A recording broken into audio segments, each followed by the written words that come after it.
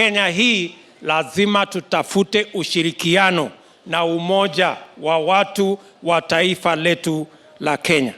Na mimi nataka niwaeleze watu wa kaunti hii, all of us as leaders, we must commit to working together, eliminating hate and tribalism and division so that we can forge a united nation focused on transformation and development.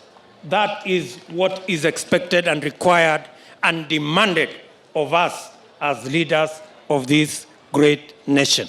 Na sababu hiyo ndio munaona tunafanya kazi na Mheshimiwa Nanok na tunafanya kazi na viongozi wale wengine wote, kwa sababu umoja na maendeleo ya taifa letu la Kenya ni ya muhimu na sio migawanyiko na ukabila na mambo yale mengine ambayo yanaturudisha nyuma.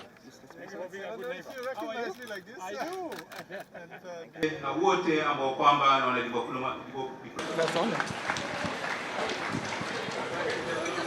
remarks for the purpose of ya tano.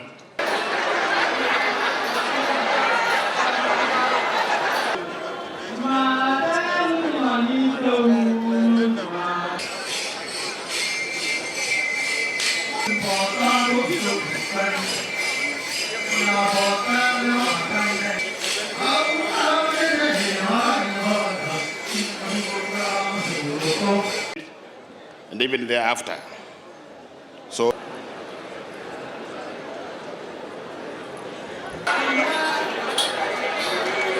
kuna mjadala ya katiba iko. Kuna mjadala ya kubadilisha katiba. Kuna mjadala ambaye inaleta ya punguza mzigo na kijana wetu katika kaunti hii. Kuna mjadala mwingine bado unapangwa, utakuja. Na ni lazima tuangalie hii mijadala yote kwa makini. Tuchunguze mzuri. Tuangalie kama ina faida yetu ama haina faida yetu. Hata maono ya katiba ya BBI ikikuja, mpaka tuchunguze.